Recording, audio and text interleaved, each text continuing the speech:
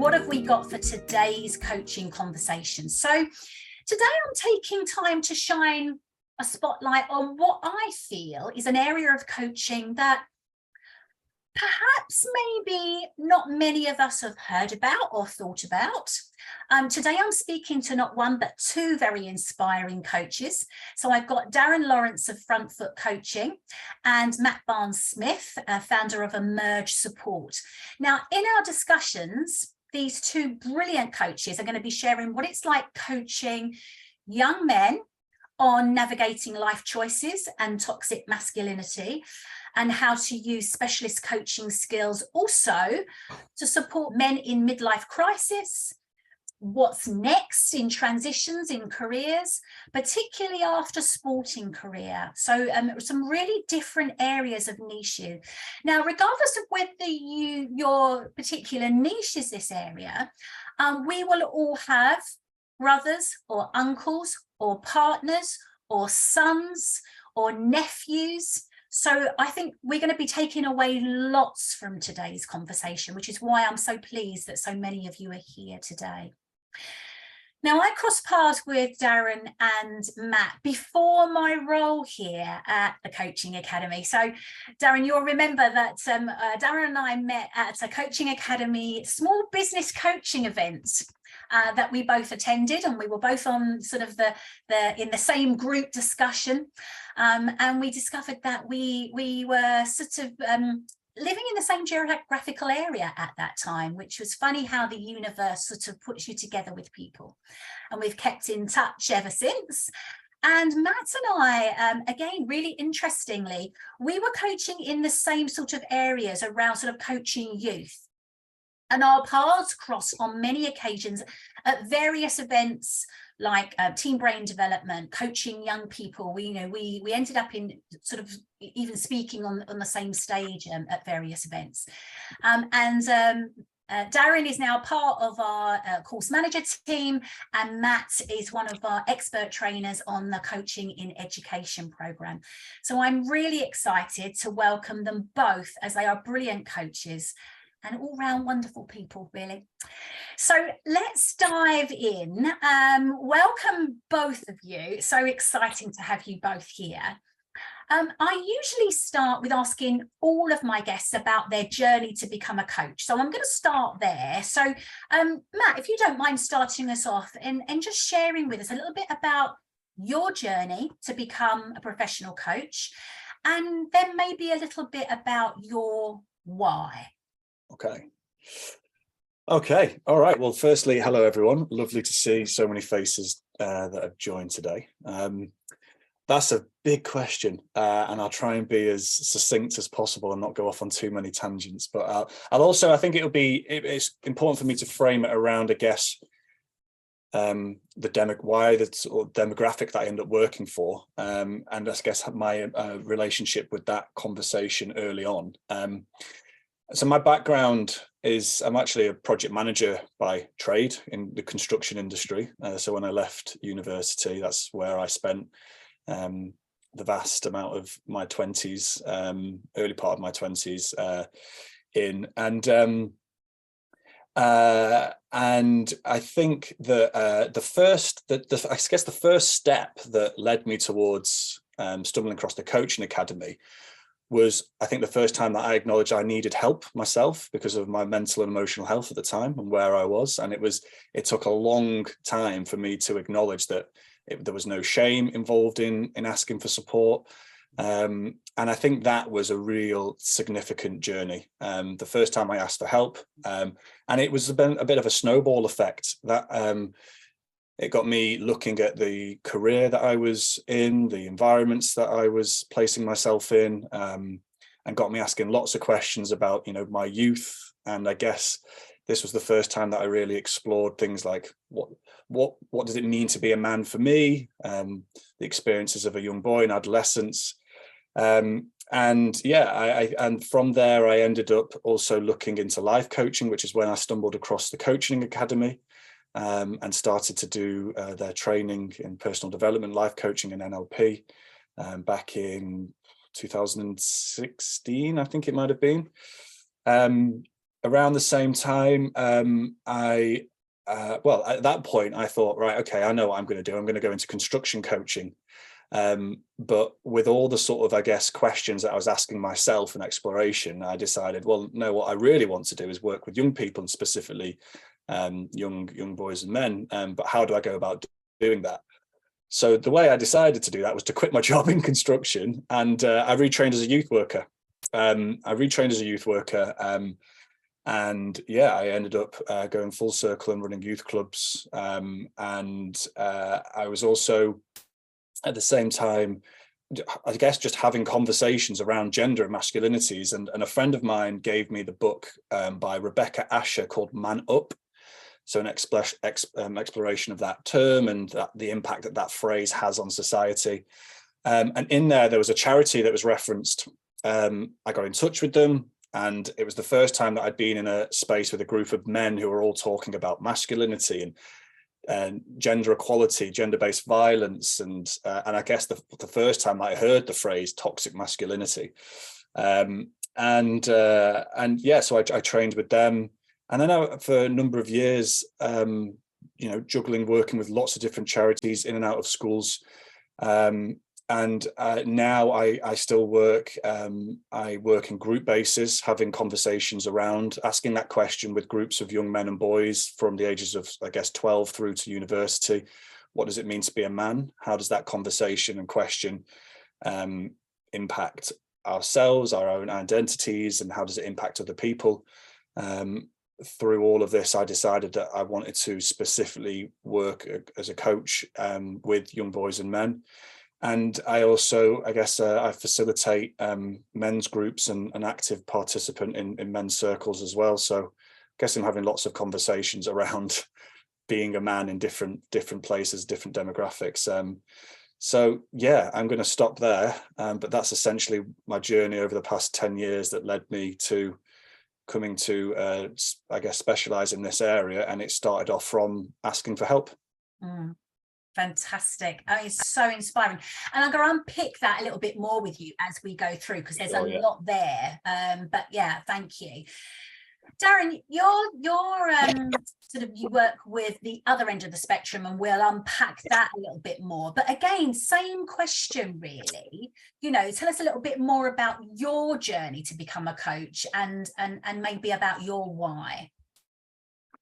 Yeah, sure. Hi, Sharon. Hi, everyone. And same with Matt. Really pleased to be here on this session with you all. In terms of my background, it's really a sporting background, but from a grassroots perspective. So I've not been an elite performer as such, but I've always been interested in sport. I did a sports studies degree down at Chichester it's almost 30 years ago now, which I can't quite believe. I then moved into a role in a local authority down in Kent, and quickly then moved on to Sport England and the Football Association. So I've been kind of in that side of things in terms of sort of development and administration of sport for a number of years. In 2016, probably a similar time to Matt, really, looking at what I was going to do next. There was another restructure at the FA. So I've been through a number of restructures through my career, and that was the sort of the one that took me to redundancy, which in one sense was unfortunate and unwanted, but I think it led to some really positive things in terms of setting up my own consultancy. So I'm now working with different clients within sport. I'm involved with a charity called Switch the Play, which is a charity that aims to help athletes transition out of sport, or sort of within sport, but once they've finished their competing. So that's more on the elite side. And also I'm a coach, worked with a number of different clients, not exclusively just men. I've worked with women as well, and in other sort of sectors.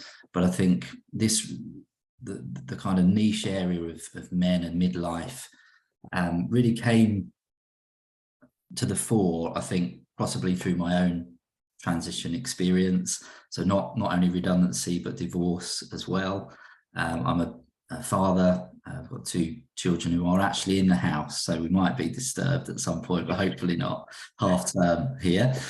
And also, speaking to friends, speaking to colleagues, I do remember one conversation in particular at a barbecue not that long ago, and I was, just having that conversation about how are you, what are you doing, things changed. And the person involved said, nothing changes. It's the same. I'm doing the same job, same old. We had this conversation about, the next 15 or 20 years. And there was no sort of judgment around it, but it was kind of, I think the assumption was, well, I'm just going to see out my time for the next 15, 20 years. And I was just asking questions around, well, is that really what you want? Or is there more that perhaps you could do? And I guess from a man's perspective, we go through these transitions. There's a kind of structure to a lot of the transitions, whether it's work, whether it's relationships, into retirement. And it struck me that although from a sporting perspective, and this is probably where the difference is, sometimes your career could be over when you're 30, 35, even younger in some sports. And football is my sport, so I often default to football, but there's obviously other sports with different things going on. But in everyday life, there's still that issue around sort of being over the hill, being finished in another job, in an office job, or the society that we live in, sort of in the Western world, doesn't really value or really give credence to older workers. And there's been a lot in the press, I think, around the older workers in terms of being re-employed or finding a new role, and so on. So I think I saw that as a real challenge. So a lot of it is kind of anecdotal, personal to me, and I think that's why it's important to me. But also I do see in society there's a bit of a gap, a bit of a need. First of all, and I'm sure Matt will talk about this in more detail, is it okay for men to talk about some of this stuff? Well, of course it is, but traditionally we haven't done that for whatever reason. And secondly, can we be a bit more, can we enjoy life a bit more, rather than think, well, that's it for me, this is what I'm signed up to and that's it. So I think through the coaching work, and coaching can really help with this, I think, in terms of initially having the conversation, but then putting a structure and a plan in place for how you're going to kind of progress things and make sure that you have the life that you want, because that's what we're all here for, isn't it? So that's really where it came from almost a left field kind of start out. This is where I've kind of evolved into, and it has been an evolution rather than any sort of plan. But I see, whether it's in sport or in life generally, there's some real challenges there from a male perspective that perhaps aren't being looked at or addressed. I think they're starting to be. It's definitely getting better, and more people are talking about it, but there's still a lot to be done. Fantastic. And what's coming through really loud and clear for me, from both of your sort of introductions and stories, is something that I talk about actually very much when I'm talking to sort of students around niche, but also on our introduction to life coaching webinar, when I sort of talk about the fact that, there is something that might happen to us in our lives, maybe an experience that we've gone through that has made us either exceptional, or something that has challenged us, and maybe something that we've gone through and come out the other side, or just a passion that we have, that if we really sort of follow the golden thread of that, becomes a really strong niche for us. And people who know my background probably know the reason why I coach within education, the reason why I'm so passionate about giving young people sort of a voice, the voice of the future and stuff. So it's interesting on both of you, you've sort of used experience and situations and challenges, life experiences that have ultimately, you followed that golden thread, and it's become really successful, whatever success means. We'll unpack that a little bit later on as well. Niches for you both, and clearly an area for both of you that you love. And it's interesting, there are golden threads again, but very separate. Matt, I'll just come back to you because you mentioned about coaching sort of young men and boys, and I know through the work that you do, we've worked together. We've done some projects in schools around sort of young people generally, and then I know that you've had conversations sort of around, you know, sort of opening up so-called stereotyped conversations as well. But I know that you really work on sort of providing that supportive, non-judgmental space and for young boys and men to feel confident enough to unpack maybe, and maybe then repack their lives. Tell me a little bit more about that, and maybe some of the sort of the typical areas that you're coaching on. Okay, yeah, for sure. So yeah, I mean, as I said, the work that I do in groups is generally specific to working with charities and having conversations that directly will ask, you know, what does it mean to be a man, and conversations that follow off from there in different specific areas, which could be anything to do with health and well-being, mental and emotional health, gender-based violence, inequalities, and then we would unpack those by simply having the conversation, asking that question: how does this show up in your life? Do you think it shows up in your life? What is your opinion of this? And again, as I think the comment that Darren said before with the conversation he had with a peer was, you know, not a judgmental not trying to place blame and attack, and just open up the conversation. So that would be specific to groups. I guess when I work on a one-to-one basis, I'm not necessarily, I guess that's the word, sort of, I wouldn't be broaching those conversations unless they were brought up. I just feel that the impact of those conversations that I have, what is very relevant is that many young boys and men maybe don't have spaces for themselves where they feel that they can speak completely openly and honestly. And I think from there you start to understand a lot of pressures, internal pressures that they're placing on themselves that come from external factors. So we'd unpack a lot of those. And I guess, you know, at some point within there, you hope that they do find or figure, or at least have a whiff of that golden thread that you refer to. And through all of that, that they begin to affirm and confirm their own identity. And whether that is relevant to being a man and their gender, or whether that is just, they just see it as themselves as an individual holistically. And yeah, but if those conversations came up around, you know, peer pressure, that might be associated with some of their friends at school that identify as being boys, then yeah, that they'll come up. And I have had specific one-on-one sessions as well, that have been, I guess, looking at retrospective action and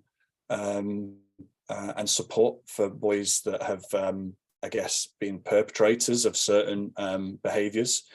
Yeah. But again, that's more, I don't claim in any way to be a specialist in that. There are specialist people that would work in those areas. But coming back to the work that I do one-to-one, I think, I mean, you know, I look back and think, you know, during my youth, how amazing it would have been if there would have been, I don't know, someone that just asked me a couple of other questions and maybe put a bit more of an arm around me. Oh, you know, I played a lot of sport as well. And again, you know, there's a lot of defenses within those environments as well. And, you know, it's all about performance and pressure. And I think, so I try to provide that space for someone to, a young boy, young man to, yeah, I guess maybe reflect on some of the questions that they feel that they might not be able to have because of, for many reasons, maybe embarrassment or fear of being judged or ridiculed. So yeah, so a place that they can explore that. And like I say, hopefully the aim of that is for them to validate their own version of themselves and what interests them in their life. Yeah, it's interesting what you're saying there, Matt. And you mentioned right at the beginning of our conversation about the book Man Up. And it is a you know, it is a sort of a saying that is we still hear today. You know, something that I'm really passionate about, because I've got, so I was going to say boys, but they're not anymore. They're young men, 20 and 23. I know everybody out there, I don't look old enough to have a 23-year-old. Joking aside. But yeah, I mean, I had 2 young men myself, so I'm very conscious of this sort of hangover of the past around, you know, so-called ways of being, you know, and so that sort of man up phrase when it comes to well-being and identity, you know, it can stop young people asking for help, can't it? I mean, is that something that you have seen a lot in the work that you do with young men and boys? Yeah, I mean, absolutely. You know, if you know, as individuals, I see it in many different age ranges as well, but with young boys and men particularly, yeah, there's you know, we do this activity in when it's in groups. It's called the word race. It's fascinating, and we make it a bit of a game, and we ask, you know, what's the first word that comes? We do, you know, it's word association. So we'll play, you know, what's the first word that comes to mind when you think of food, and you, etc., etc. But then we do, what's the first word that comes to mind when you think of man? And then we do that, and they're competing against the other person, other group. And then we do, what's first word that comes to mind when you think of women? And then we unpack those conversations, and, you know, without going on too much, we could you know, we could speak just about the words that come up there, but often, okay, if I just focus on stereotypes of men, it's still, you know, you're still seeing weak, you know, things around weakness, showing no emotions, stoicism, you know, in charge, leadership, you know, lots of these characteristics that are predominantly associated with masculinity and being a man. And again, not necessarily that those, like, individually, that some of those words are inherently bad. I don't think anything is inherently bad. It's just what becomes of that. But if there is this subconscious belief that one needs to adhere to that, you know, then that's when you see it becoming problematic. And how that shows up is, you know, for instance, it's weak to get help, and, you know, and we do another fascinating example where, you know, you'll get a group of boys to sort of close their eyes and say, put your hand up if you would support your friend if he came up to you and said that he was in a bad way and needed to speak. And everyone puts their hands up, and then we ask, and would you judge that person? And, you know, everyone puts their hands down, and then you ask the question, who would feel safe enough to actually be the person to go and ask for help? And that's where it becomes interesting, because everyone feels this struggle to go and ask for help. Most people might do, but no one would feel judgmental of another person to ask. So we unpack, like, oh, what's all that about? Does this have any links to gender stereotypes? What could be the benefit of challenging those? And I do have to say, you know, that I have seen, even in the short space of time that I've been having these conversations, a big shift in these conversations, and there's still a long way to go. But yeah, I have seen a big shift there. Does that answer your question? I'm now on so far of a tangent. I'm not sure if I've actually answered. No, absolutely it does. Absolutely it does. And okay, before great. I go to Darren, Lynn in the chat box is asking, who was the book Man Up written by again, please, Matt? Rebecca Asher. Wonderful, wonderful. Yeah. Fantastic. And, you know, it's so important stuff, and just fascinating. Darren, I want to sort of ask you, because I'm curious to know if you see a lot of this in your male adult clients too, those with transitioning out of sport, those CEOs that you work with around midlife crisis. I mean, it's interesting because when I do a lot of my sort of parent coaching, particularly if it's sort of the younger age group, and, you know, this is sort of something for us all to reflect on. It's really interesting how society can sometimes condition us in our parenting approach. So there's a little boy and a little girl. So I use this as an analogy. Little boy and a little girl, both come, they're coming out of nursery. Both of them fall over and graze their knees. And, what we generally see is the little girl being picked up. Oh, darling, look, that looks really sore. Let mummy kiss it better, or daddy kiss it better, whatever. And the little boy falls over and he's swooped up. Come on, stand up, be a big brave shoulder. That didn't hurt. And it's like, so how come both knees are blooded, but the social conditioning is that one knee hurts more than the other because of gender? And I often laugh with my clients saying, and then they grow up and we marry these men and we want them to be in touch with their emotions. But as a parent, we've taught them to stuff them down. Great to hear that Matt is hearing a shift, but it will be fantastic, Darren, just to sort of unpick a similar sort of theme really around, what you see with your clients at the other end of that sort of transitional stage in life. Wow, I mean, these are massive questions, aren't they? And we've got 23 minutes left to cover them. I think, I can relate to what you were saying there. I think, both of mine have had birthdays recently. My children, one was 11, one was 8, and we were in the card shop, and I won't name the company name, but I was looking for a balloon, a helium balloon, and the pink one was labeled girls balloon and the blue one was boys balloon. And that's just an example of, I think, some of these things are still in society. There's a great comment in the chat from Mark, and I was going to raise this anyway. I was thinking about our upbringing, and my dad was born in just after the Second World War, so a lot of the the conditioning, the nurturing from my parents has come from kind of almost like wartime, post-war views and the approach to life. But clearly things have moved on significantly since then. So I guess each generation, we are sort of laying the breadcrumbs for our offspring, aren't we? In terms of what we've been used to and how we've been brought up. So I think that definitely is a society thing. I think so much of this comes from ourselves. And we can control a lot more than perhaps we think we can in terms of some of this thinking, some of this action. There's a great book from Carol Dweck around mindset. Do you have a growth mindset or a fixed mindset? That was one point I really wanted to make around, so my friend who was almost resigned to staying in the same job, doing the same things. Again, the comment from Mark talks about feeling trapped. I think a lot of people, when they reach maybe 40, 45, 50, they've reached a certain level in their career. They don't feel, they might hate it, but they don't feel they can change it because they've kind of elevated to a certain level in terms of income, lifestyle, they've got dependents, so on and so forth.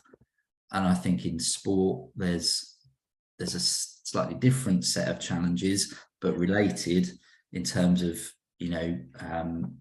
that identity, that routine that someone's followed for many years, possibly. If they're higher level, they've had perhaps a lot of things taken care of for them. If they're lower level, there's a lot of focus on funding, how they're going to make ends meet. And that's a worry for them when they finish sport. And that kind of status that they've been used to is suddenly stripped away if they've been injured or if they need to retire. So I think there's depending on the situation, there's so many challenges.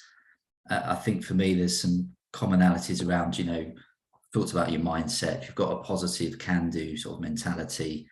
I think at the kind of midlife end there's a unique set of challenges there, and I've heard a lot recently, and more people are talking about it. There's Gabby Logan has a podcast called Midpoint.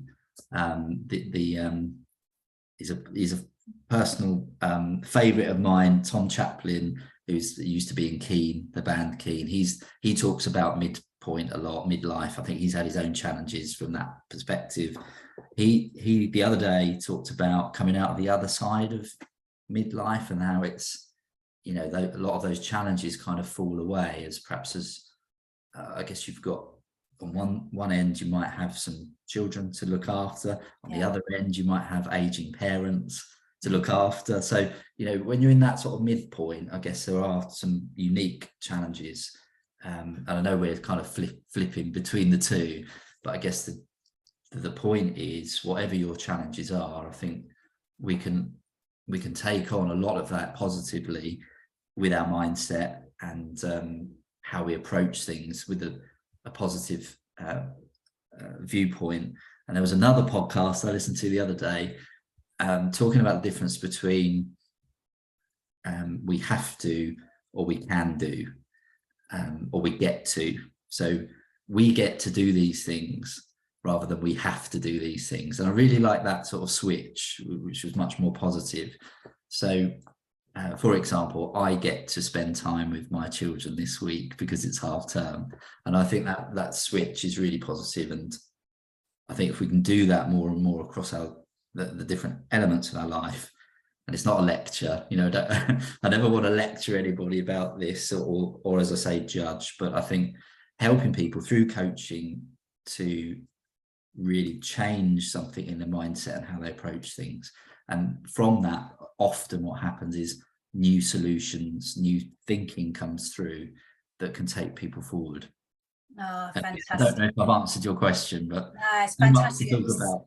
Such a rich conversation from both of you. I think we should have had this one as a 2-hour coaching conversation, and still the time would have whizzed by. What I'm picking up there, Darren, and also from you, Matt, is the importance of identity. And I know, you know, it's for all of us, you know, let's face it, but today we're talking about, you know, sort of young men and men in particular, but how that identity can feed into mental health and well-being, but also how powerful coaching is in all of this, in raising awareness of the possibility to look at things through a different lens, a different perspective, and therefore see things in a different way. Being able to sort of look at, okay, so what else could I do? Shifting language. There's just so much there. And Darren, you mentioned about, you know, and I know you don't exclusively work in sport, and you know, you do sort of other areas as well. But it was interesting because, I mean, a couple of people in the chat box, we've got sort of Graham, you know, he's working with young male adults in pro basketball. Lynn's mentioning that she's going to be working with armed forces transition and sports transition, you know, so it's really nice to see these other areas coming through. Tell us a little bit about the sort of the pressure around, you know, success as an identity. You started to sort of allude to it just now, and the definition of success in sport, and how, you know, you sort of maybe you support people around that through your coaching. Yeah, I think I've seen this in a number of different ways, whether it's a performer, not just in football, but I've worked with sports people in table tennis, in netball. I think, you know, that isn't, when you're in that elite, and I've not experienced it, so I think that's a good point to sort of mention around mentoring and coaching. So I've not been an elite performer, but that doesn't stop me coaching within it and helping people within it. A lot of these individuals have their own mentors and sports psychologists and lots of different support, but I think coaching kind of fills that gap, that perhaps those interventions that are focused on pure performance, and once the focus needs to be on something other than off the field or off the court or off the pitch or whatever it is, coaching can really help with that. I think the other thing there is sort of early preparation, and I guess the same is true of midlife as well. These are all things, you know, someone in the charity that I work with often says, you know, that there's death, there's taxes, and there's the end of your career, your sporting career. It's going to happen. And the same with all of us, I guess, sort of moving through the life's journey, if you like, it's going to happen. So we can't put our head in the sand. The sands of time do move on. So something we try and talk about with Switch to Play is early preparation. Think about it now, because I think within the sporting arena, often the focus is so much on performance, on next week, 2 weeks time, next month, this is the next tournament, the next competition, that it's very easy to, 2, 3, 4, 5 years go past and those people have still not really got an idea or a plan of what's ahead. So really, I think that's key in the sporting environment, in terms of, they are focused on success.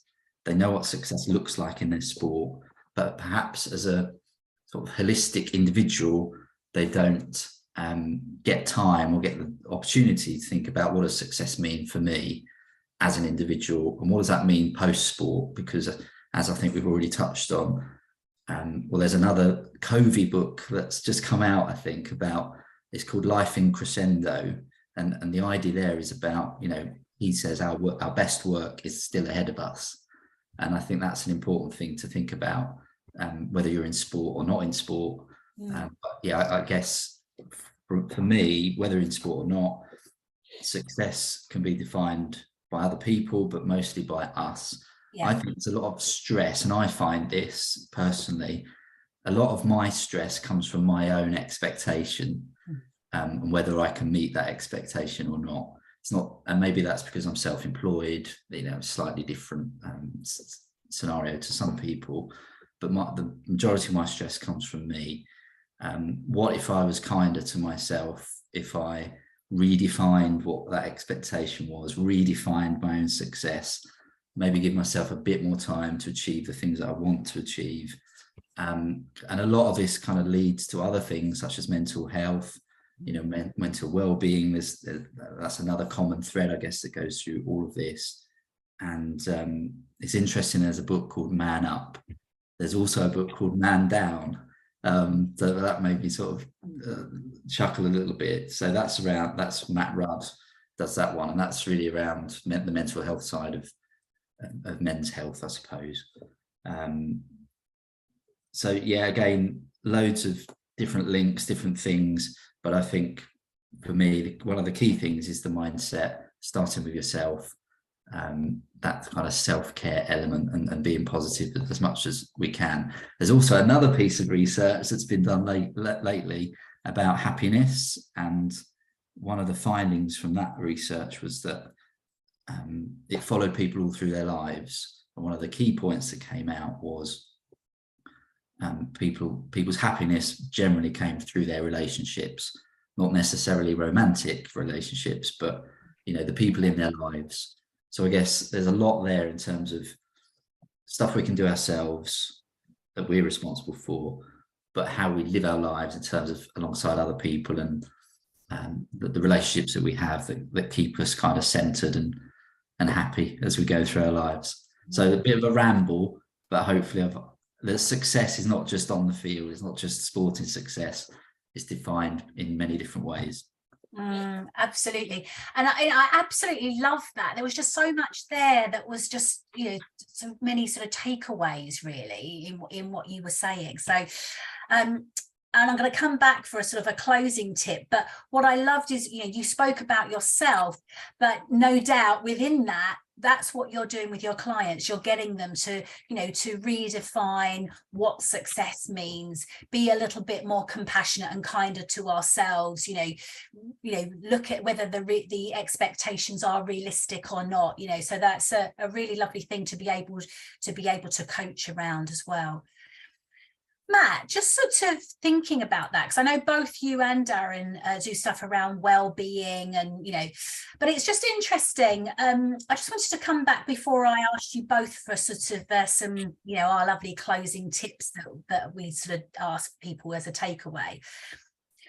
What in your sort of the work that you do, what would you say comes up for you around when you're coaching with your clients?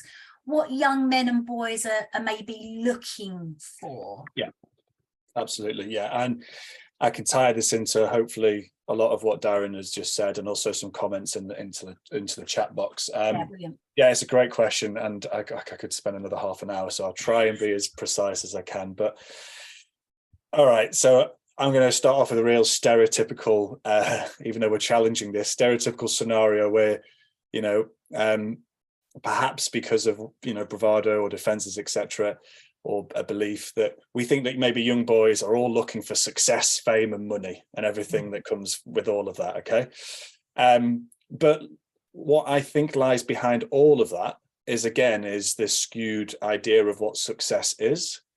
And I think that I'm really interested in what are the questions that aren't being asked. So underneath this, you know, I guess the world that we live in that is valuing like celebrity culture and lots of money and fame and social media, et cetera, which is actually making us more disconnected. Actually, underneath that, I think young men and boys, and, you know, I think just humans in general, but particularly this demographic, as we're speaking about them, we're looking for guidance, connection, expression.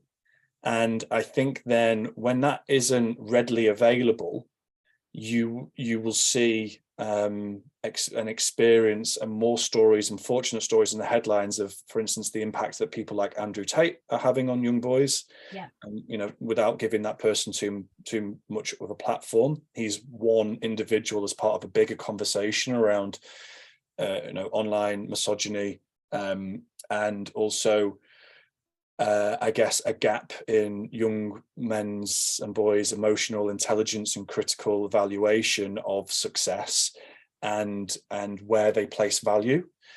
So I really think that, again, what's happening underneath some of these ideas that, you know, people just want the money, the success, the fame, the fortune that comes from that, is ultimately that we're looking for particularly guidance that I see in all of the different areas that I work throughout, whether it's a young boy, an adolescent, you know, even myself through to any age. We are trying to look for guidance, but if we're told that we've got to figure this out by ourselves, that's quite hard to do. Yeah. And I think then if this can be challenged more, and I think that's when coaching, like you've been bringing it around to coaching, can be such a powerful intervention. You know, parents can adopt a coaching mindset when having conversations with their sons around the impact of people like Andrew Tate, and just have I was in witness to my auntie having that with her 14-year-old boy. You know, schools can begin to, you know, actually give time to the conversations that are identifying and developing, I guess, you know, what we might term as soft skills or emotional intelligence, and you know, hopefully it may be a shift away from you need to define what you're going to be for the rest of your career, what does success need to be, etc., and place value elsewhere. And obviously then coaches, we're offering a space for a young person, a young boy, to look at their to really decide what their identity is. And you know you're about to go into tips as well, and someone mentioned in the chat box about how, you know, definitions of men and women change throughout cultures, times, societies. And I think I've actually probably not been modeling this, but one way of using that and showing this is to use the term masculinities instead of masculinity. And it's an acknowledgement that you know, gender is expressed in many different places, in different ways, in different cultures, and it's not the same. You know, the same is not felt in all different areas. So I think yeah, underneath all of that is, I think that, you know, a real discussion early on about what success means, and placing more emphasis on relationships. And just to touch on that, you know, I'm so grateful that I can say that I have men in my lives that I have a real deep, intimate friendship with, and I feel very blessed that I have that. And I feel that comes down to these conversations being had quite often, not from men who have started the conversations, other people who have said this, you need to be having this conversation, come and join us. Yeah. So yeah, I could carry on there, but I think I'll hand over because I'm mindful of time. Oh, Matt, thank you so much.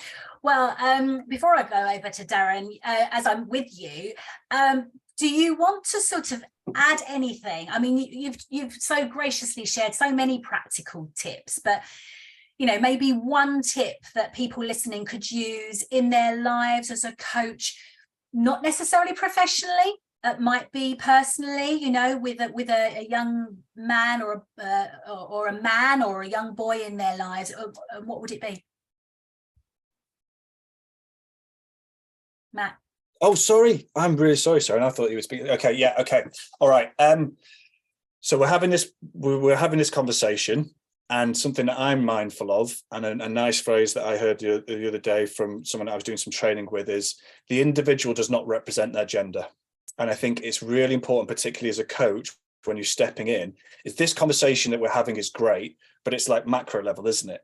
And I've definitely found myself then, because of all of this, then I maybe project that that's actually what's going on for the individual. And that comes back down to, when we talk about this in the youth coaching module, as a practical framework, is all about spending time to get to know that individual, building trust, and then you can understand the support that is required.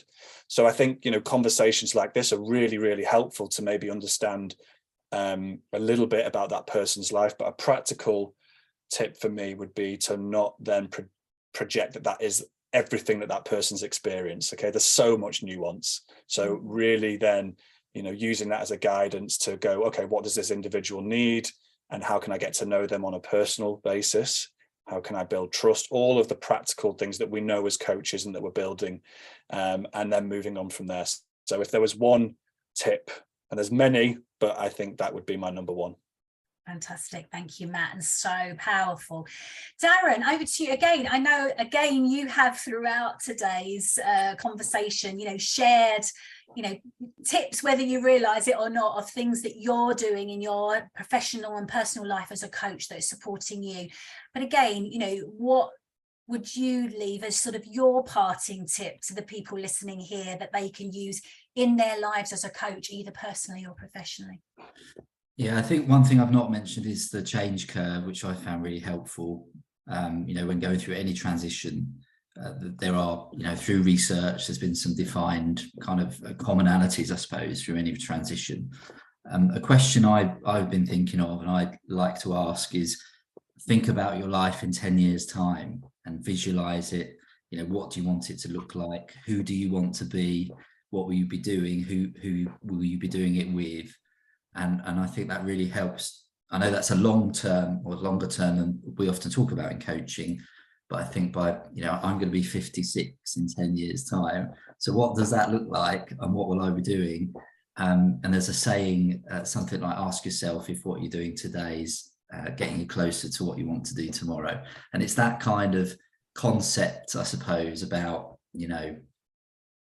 thinking about it, structure, think about it and put a plan in place.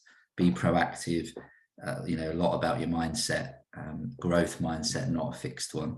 So yeah, I'm not sure again if that was helpful as a tip, but just sort of thinking ahead, projecting ahead, what can you do now that's going to take you to where you want to be? Fantastic, thank you. I wish I could say in 10 years' time I was going to be 56, but it's a lot closer than that for me, Darren. But anyway, massively, massively helpful. And just so interesting, I listened to a podcast once where the host, and the name just escapes me at the moment, was talking about the transitions of life and equating them as a metaphor to seasons in the year. And that, as we go through the year, there are different seasons, and part of the seasons are, we love a little bit of all of them. And maybe there are parts of it that, in that season we love and maybe not so love. And if we look at maybe the transitions of our lives as like seasons, we can realize that actually there's beauty in each of the season, if only we choose to look at it. And that's what coaching enables us to do. Amazing, gentlemen. Thank you so much. I so appreciate your time. I know how busy you are doing the work that you're doing. Darren, if people want to find out a little bit more about you, how can they find you on social media? Yeah, LinkedIn I'm on. Instagram, Front Foot Life Coaching. What else? I don't do too much Twitter, but I am on there, which is DLCC 2016. But yeah, mostly LinkedIn and Instagram. Thank Wonderful. you. Same to you, Matt. How can people find out a little bit more about you? Yeah, Life Coaching Directory, LinkedIn, emergesupport.com. I'd like to say that I'm an active Instagrams, particularly with the demographic and age, but I'm unfortunately not. I do have an Emerge Support Instagram account. It's just not readily used, but you can, if anyone needed to contact me or find out a little bit more, you can go to those spaces. Brilliant, fantastic. And for those of you that are asking, it's Matt Barnes-Smith, and you can find him also on our Coaching in Education coach training program, where the module that he delivers is specifically around coaching young people, youth in particular. So if you're interested in finding out what Matt does, then maybe come along and investigate what it's like to train to be a coach within education. Thank you so much to everybody who has joined us today. Please, as always, write down something that you're going to be taking away. Are you interested or are you committed? If you're interested, well, it's been an interesting conversation. If you're committed to this work, you're going to take away one thing for you and action it. So please do write that down for yourself. From me and from the whole team here at the Coaching Academy, and on behalf of Darren and Matt, thank you for sharing the last hour with us. And I look forward to seeing you all again soon. Take care. Bye for now, everyone.